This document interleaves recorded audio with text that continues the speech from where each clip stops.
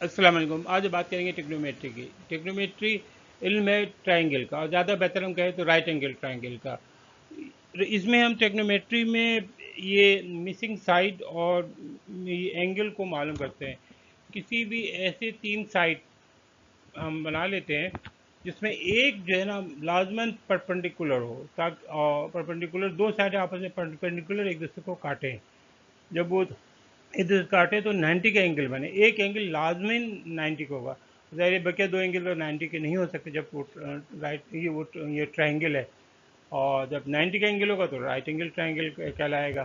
तो इसको इसमें हम जो है हमें अगर दो साइडें मालूम हो तो, या एक साइड मालूम करना हो, या दो एंगल मालूम करना हो, या ये कोई भी दो साइड, कोई भी तीन चीज़ें मालूम हो, दो साइड मालूम हो, एक एंगल या एक दो एंगल या एक साइड मालूम हो, तो हम जो है उसको आपके पूरे सॉल्व करके बकिया चीज़ें मालूम कर सकते हैं। ये इसमें जो है राइट एंगल ट्रायंगल में जैसा कभी बात की कि मैंने कि एक 90 का होगा, बकिया दो अलग अलग होंगे। तो ये कि तीनों सेम कभी भी नहीं होंगे, इसी तरह साइड भी तीनों कभी सेम नहीं होंगे। अब अगले स्लाइड में हम एक राइट एंगल ट्रायंगल का एग्जांपल देखेंगे। राइट एंगल ट्रायंगल के कुछ इंपॉर्टेंट टर्म्स है। राइट एंगल ट्रायंगल में जो है इस ट्रायंगल के अंदर देखिए जो छोटे सा बॉक्स है, ये जो है जहाँ पे दो साइड एक दूसरे को परपेंडिकुलर या अमूदी तौर पर काट रहे हैं, ये यहाँ पे जो एंगल बन रहा है वो 90 का है, और दूसरी एंगल थीटा कहलाती है। अच्छा, थीटा के सामने वाले एंगल जो है अपोजिट कहलाएगी या परपेंडिकुलर कहलाएगी। और ये 90 डिग्री यानी राइट एंगल ट्रायंगल के सामने वाला साइड जो होगा हाइपोटेन्यूज कहलाएगा, और जो इसके एडजेसेंट साइड होगा वो एडजेसेंट कहलाएगा। ये थीटा के एडजेसेंट साइड जो होगा वो आपके थीटा और right angle, theta right angle के एडजेसेंट साइड जो होगा वो कहलाएगा बेस, या एडजेसेंट ही कहते हैं इसको। ट्रिग्नोमेट्री थ्री साइड के इल्म का नाम है। ये ग्रीक वर्ड है। इसके ट्राइग्नोमेट्री का मतलब है तीन साइड, और मेट्रिक का मतलब स्टडी, तीन साइडों की स्टडी है, ट्राइंगल की स्टडी। इसमें मुख्तलिफ साइडों के रेशो की मदद से जो है ना, ये मुख्तलिफ साइडों के रेशो की मदद से हम इसको सॉल्व करते हैं। जैसे आपके परपेंडिकुलर और परपेंडिकुलर अपॉन हाइपोटेन्यूज जो है वो साइन कहलाता है। इसी तरह बेस बाय हाइपोटेन्यूज जो है कॉस कहलाता है। इसी तरह आपके बेस ये परपेंडिकुलर बाय बेस जो है वो टेन कहलाता है। और इसी तरह साइन का उलट होता है कोसाइन, ये कॉस का उलट होता है सेक, और टेन का उलट होता है कॉट। तो इसी तरह रेशो चेंज बिल्कुल अपोजिट हो जाता है। जैसे साइन का अगर परपेंडिकुलर बाय हाइपोटेन्यूज है तो कोसाइन का हो जाएगा हाइपोटेन्यूज बाय परपेंडिकुलर। इसी तरह आगे होता है ये है। तो ये इसको इसके यहाँ पे हम स्टडी करेंगे बेसिक ट्रिग्नोमेट्री की, इसके मुख्तलिफ आइडेंटिटी और फार्मूला को स्टडी करेंगे, इसके रियल लाइफ एग्जाम्पल में बात करेंगे, और इसके एप्लीकेशन में बात करेंगे।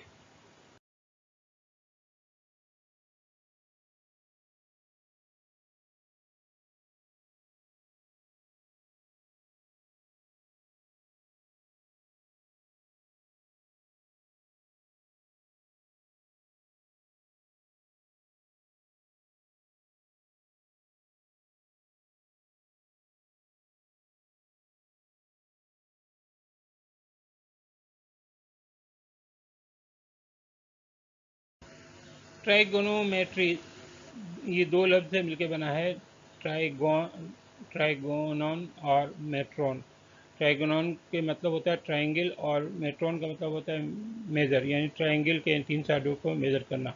इसी का नाम ट्राइगोनोमेट्री है, और इसी में इनके रेशियो करते हैं, और इनके जैसे रेशियो बनता है उससे अननोन को वो मालूम करते हैं। एंगल या साइड इनके आपस में रेशियो की मदद से एक दूसरे को सॉल्व करते हैं।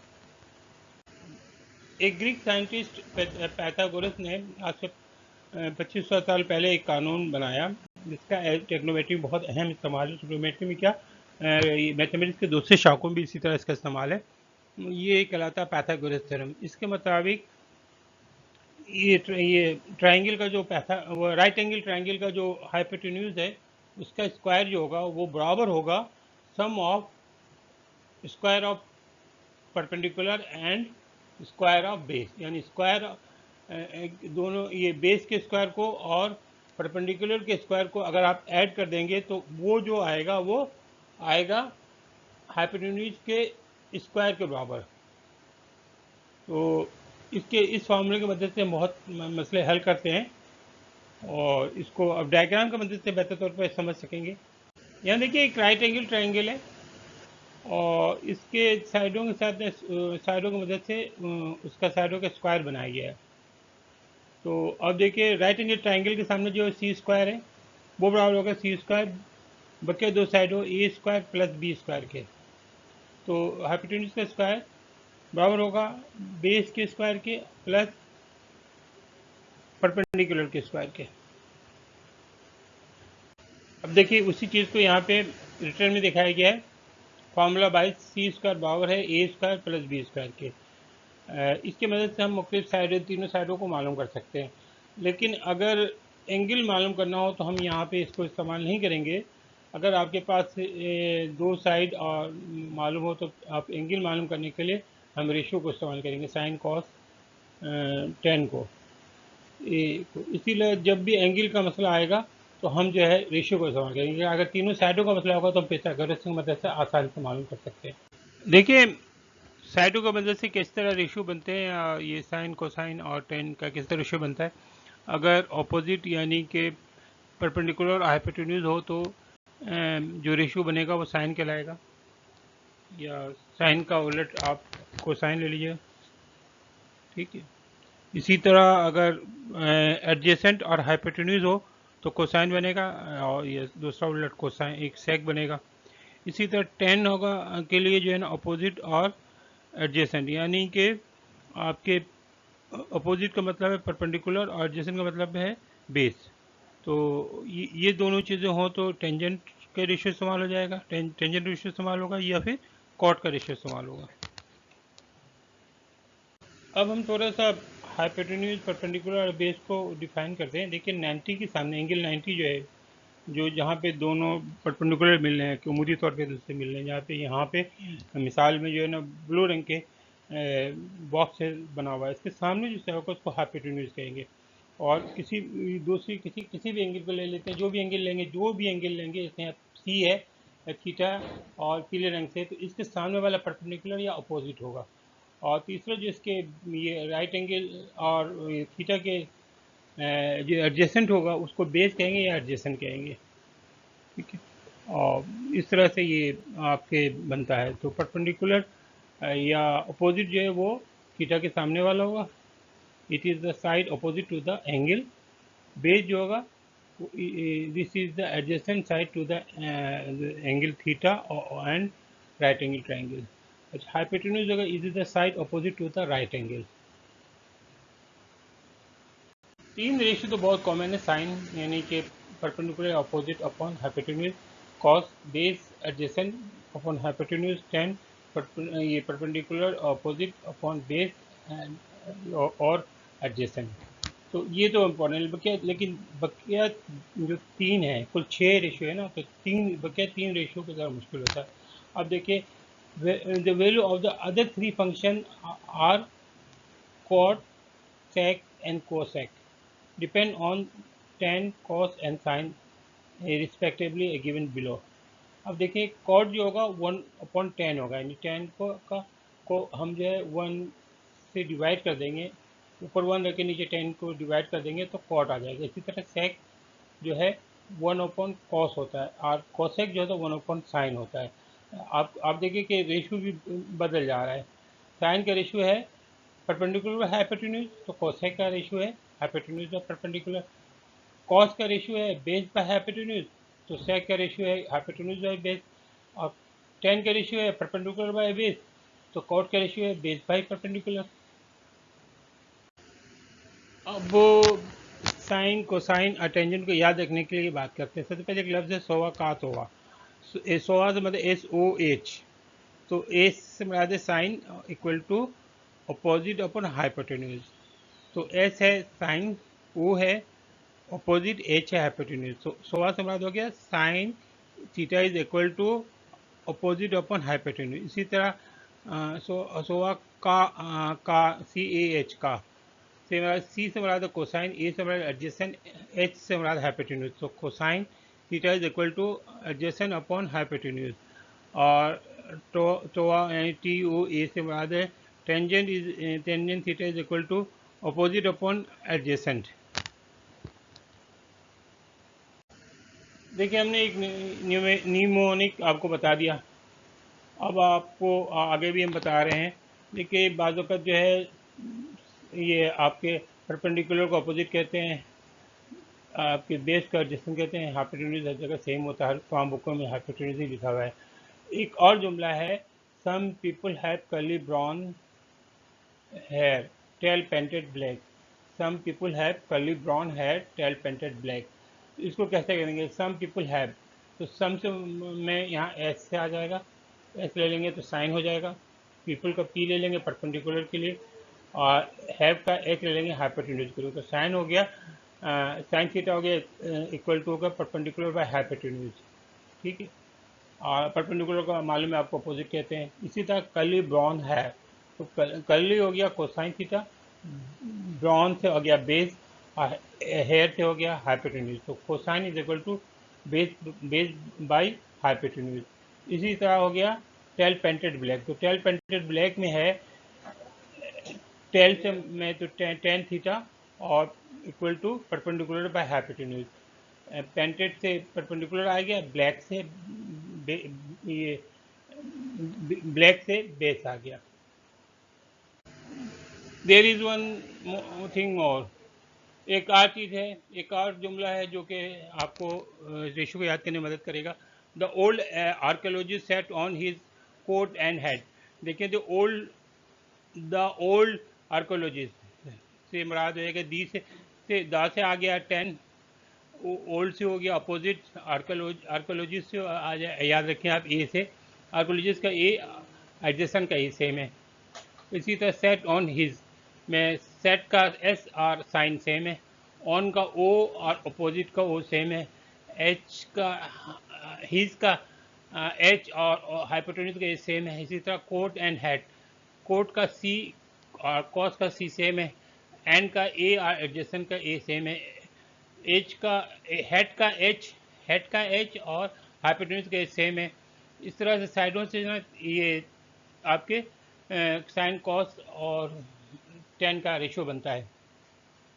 अच्छा साइडों से, अच्छा अब साइन और कॉस और टेन का भी आपस में रिलेशन है, क्योंकि साइडों को साइडों की मदद से इनको कैलकुलेट करेंगे आप। जैसे टेन होता है साइन अपॉन कॉस, तो साइन की वैल्यू क्या है?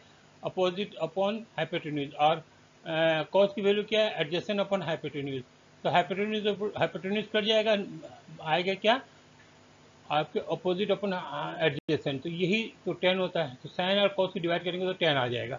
इसका साइन थीटा बराबर होता है cos theta into tan theta, और कॉस थीटा जो होता है बराबर होता है sine theta upon tan theta. जी देखिए टेक्नोमेट्री में 6 चीज़ें हैं, 3 साइड और 3 थीटा, इन्हीं की वजह से मुख्तलिफ रेशो बनते हैं, sine cosine tan cosec sec cot. अच्छा अब इनके देखिए हम साइन को जो है ना वाई एक्सिस होता है, यानी ये वर्टिकल लाइन है, बिल्कुल वर्टिकल खड़ा लाइन है। कॉस जो है बिल्कुल ज़मीन पे के साथ हॉरिजॉन्टल लाइन है, और टेन जो है ना इनके इन दोनों का रेशियो है। अब देखिए साइन अगर ज़ीरो है तो ज़ीरो का मतलब है कि एंगल ज़ीरो का मतलब ज़मीन के साथ है, तो ज़ाहिर में वहाँ पे वाई एक्सिस ज़ीरो होगा। और कॉस ज़ाहिर है हॉरिजॉन्टल लाइन है, मैक्सिमम होगा यहाँ पे 1 है। टेन जो है साइन अपॉन कॉस है ना, तो साइन तो ज़ीरो हो गया, जब ऊपर ज़ीरो हो गया तो चीज़ ही ज़ीरो हो गया। इसी तरह मुख्तलिफ रेशियोज़ हैं, इसी की मदद से मुख्तलिफ 30 के एंगल का, 40 के एंगल का, 60 का, 90 का, 180 का, 70 का, 36 का, इनको आप प्रूव भी कर सकते हैं। अगले इसमें आपके वीडियो में हम इनको प्रूव भी करेंगे। ये एक चार्ट बनाया है हमने, इसको देख लें, इसको खुद से प्रूव कर लें, वरना हम इसको अगले वीडियो में इसको प्रूव कर देंगे इंशाल्लाह। इंपॉर्टेंट टेक्नोमेट्रिक एंगल्स, देखिए टेक्नोमेट्रिक हर एंगल की वैल्यू देता है, हर एंगल के वैल्यू मौजूद है, क्योंकि टेबल पे मौजूद है, और कैलकुलेटर में भी आप ले सकते हैं, कंप्यूटर के सॉफ्टवेयर में देख सकते हैं, इससे रिलेटेड जो सॉफ्टवेयर है। लेकिन बेसिक जो स्टैंडर्ड एंगल है वो तो 0, 30, 45, 60, 90 कहलाता है। यही इसका इसी से की मदद से हम आगे भी प्रूव कर सकते हैं ये जो पहला कोऑर्डिनेट इसको second coordinate, third coordinate, fourth coordinate हम प्रूव कर सकते हैं। तो अहम एंगल यही है 0, 30, 45, 60, 90। और इसी मदद से जो पहला कोऑर्डिनेट 0 से लेकर 90, दूसरा कोऑर्डिनेट 90 से लेकर 80, तीसरा जो 80 से लेकर 27 और 270 270 है, फोर्थ जो है 270 से लेकर 360 है। देखिए ट्रिग्नोमेट्री में मुख्तलिफ फार्मूले आइडेंटिटीज़ हैं, इनकी मदद से हम जो है इनको सॉल्व करते हैं। पाइथागोरस थ्योरम भी है, अलग है, इससे दो और भी कानून हैं, लेकिन बेसिकली इन आइडेंटिटीज़ की मदद से जो ट्रिग्नोमेट्रिक रेशियो जो इक्वेशन आ जाते हैं तो उनको ट्रिग्नोमेट्रिक आइडेंटिटी कहते हैं। तो जैसे साइन है अपोजिट साइड अपन हाइपोटेन्यूज, कॉस है एडजेसेंट साइड अपन हाइपोटेन्यूज, टेन है अपोजिट साइड अपन एडजेसेंट, कॉट है एडजेसेंट अपन अपोजिट, सेक है हाइपोटेन्यूज अपन एडजेसेंट, कोसेक है हाइपोटेन्यूज अपन अपोजिट। इसी ये trigonometric formula involve Pythagoras theorem. तो इसमें पाइथागोरस थ्योरम की मदद से बनाया गया है। तो देखिए sine square plus cos square जो इक्वल टू बराबर होगा टेन स्क्वायर थीटा प्लस 1 बराबर सेक स्क्वायर थीटा के, कॉट स्क्वायर थीटा प्लस 1 बराबर सेक स्क्वायर थीटा के। इन सब का प्रूव है।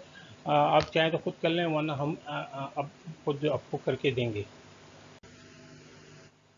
अब हम कुछ ये साइन कॉस के कुछ लॉज होते हैं जिसकी वजह से हम ट्रिग्नोमेट्री की प्रॉब्लम को सॉल्व करते हैं, उस पर बात करते हैं। तो पहले हम साइन फार्मूला की बात करेंगे। साइन फार्मूला डिस्कस करने से पहले एक बता दें कि एंगल ए जो इसके सामने वाला स्मॉल ए जो होगा इसका साइड होगा, B angle B capital B जो इसके सामने वाला होगा स्मॉल बी इसका साइड होगा।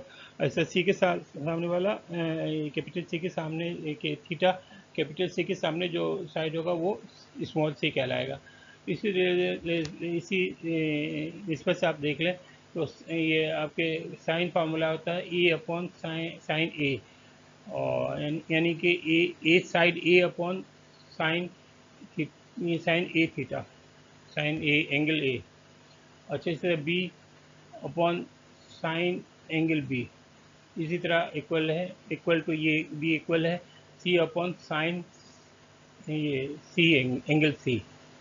तो ये इसको एक और देखते हैं, side A upon sine angle A बराबर है side B upon sine angle B बराबर है सी अपॉन ये साइन एंगल सी है।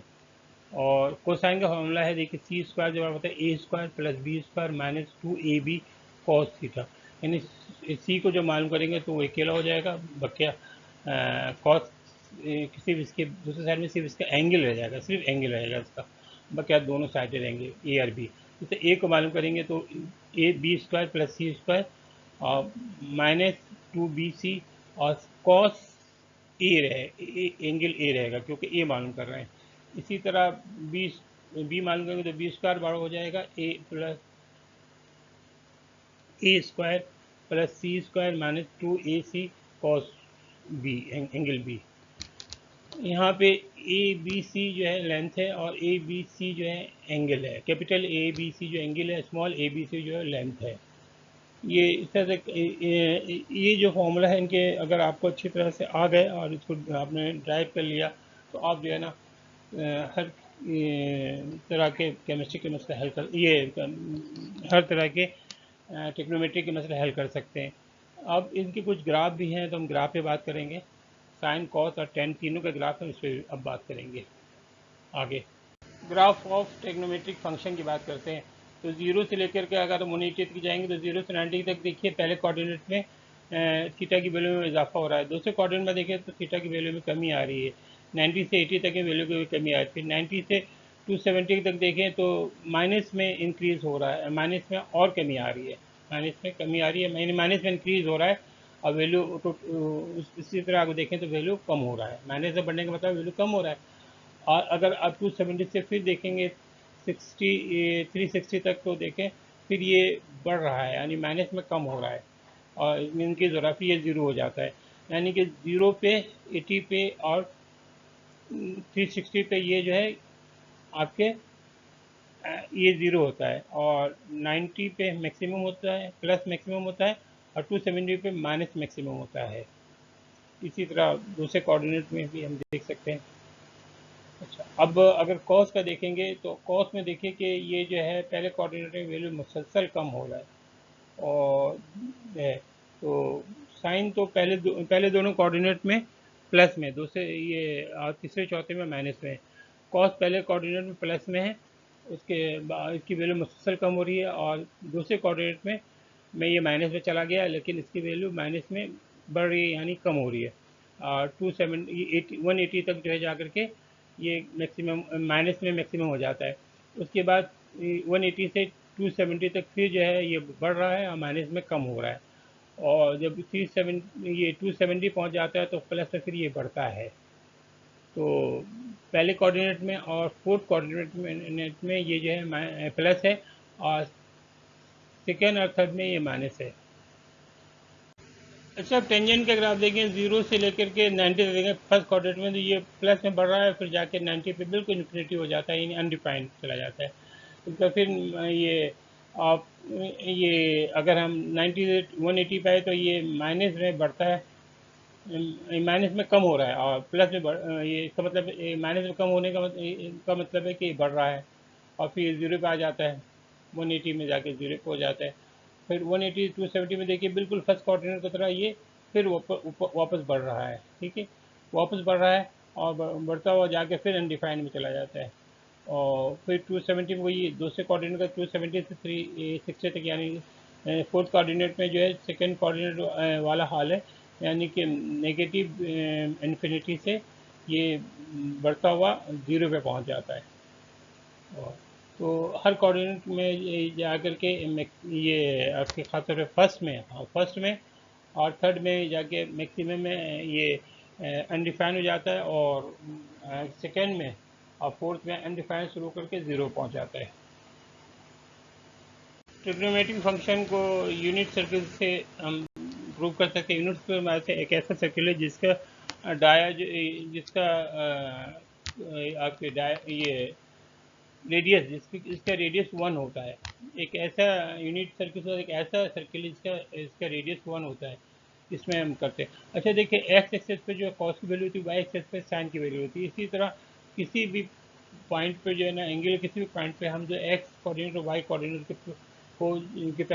के पैरेलल जो है कॉस और साइन की वैल्यू ले लेते हैं, और इसके मदद से हम तमाम रेशो को ड्राइव कर सकते हैं।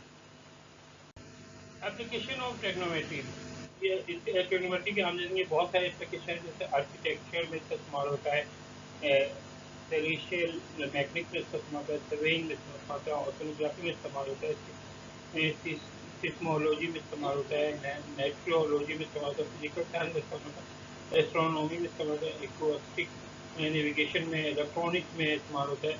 अच्छा, और इसकी रेशियो की मदद से हम लॉन्ग रिवर के जो है ना लेंथ मालूम कर सकते हैं, और उसकी लंबाई मालूम कर सकते हैं, ये हाइट माउंटेन की हाइट मालूम कर सकते हैं। स्फेरिकल ट्रिग्नोमेट्री की मदद से सोलर लोकेशन मालूम कर सकते हैं, लूनर चांद की लोकेशन मालूम कर सकते हैं, स्टेलर पोजीशन मालूम कर सकते हैं। इसके बहुत सारे इस्तेमाल हैं। अब real life example of trigonometry को मैं आपको इस तरह समझने की कोशिश करें कि देखिए एक बच्चा एक दरख्त को देख रहा है, अब उसको मालूम नहीं है कि दरख्त कितनी ऊंचाई पे, अब उसको ये सो कैसे मालूम है जब तक कि वो दरख्त को नापे ना, जो कि बहुत मुश्किल काम है। उसमें एक रेती आना भी एक डॉटफुल है। उसके मुकाबले में अगर वो जो है ना किस तरह से दरख्त से अपना डिस्टेंस मालूम कर ले, और जिस एंगल से उसको टॉप से उसके नज़र के या उसके पैर की जो एंगल बनती है, बहुत से इंस्ट्रूमेंट है सेंट्रल डी के मतलब ये मालूम किया जाता है वो जिस एंगल बन रहा है वो किसी डोर से बना ले, किसी भी चीज़ से। बहुत सारी आज के रेज वाले इंस्ट्रूमेंट आ गए, उसकी मदद से वो आसानी से एंगल पता चल जाता है। रेज आ गए, उसके से एंगल पता चल जाता है। एंगल पता चल गया उसका कि टॉप के ना उसके आँख पे या उसके बिल्कुल ज़मीन पे जहाँ वो खड़ा हुआ वहाँ से उसका एंगल क्या बन रहा है। और अब उसका वो जो है आपके ये उसका और दरख्त का फासला मान करो, तो उसके दरख्त का फासला जो होगा वो होगा बेस, क्योंकि दरख्त वर्टिकल खड़ा हुआ है तो दरख्त पे राइट एंगल बन रहा है, और दरख्त की हाइट हो जाएगी परपेंडिकुलर। अब आपको मालूम है बेस और ये परपेंडिकुलर बेस और परपेंडिकुलर का रेशियो हो गया, तो वो जमीन से उसका दरख्त का जो डिस्टेंस है वो हो गया उसका और दरख्त का जो डिस्टेंस है वो हो गया आपके बेस, और ये दरख्त के बिल्कुल ज़मीन से और उसके टॉप मोस्ट फासला होगी वो परपेंडिकुलर है। अब आप ये जो टेन थीटा लगा करके जो है ना, टेन थीटा आपने मालूम चले रेज के इंस्ट्रूमेंट, कोई भी रेज इंस्ट्रूमेंट की मदद से। अच्छा, वो थीटा आपको मालूम हो गया। अच्छा, आपका दरख्त का डिस्टेंस आपको मालूम है। अब दो चीज़ें मालूम है, आप परपेंडिकुलर आसानी से मालूम करो, दरख्त का जो है डिस्टेंस आसानी से मालूम हो गया। इसी तरह इसके मुख्तलिफ एप्लीकेशन हैं, दूसरी जगह पर इसको अप्लाई किया जाता है।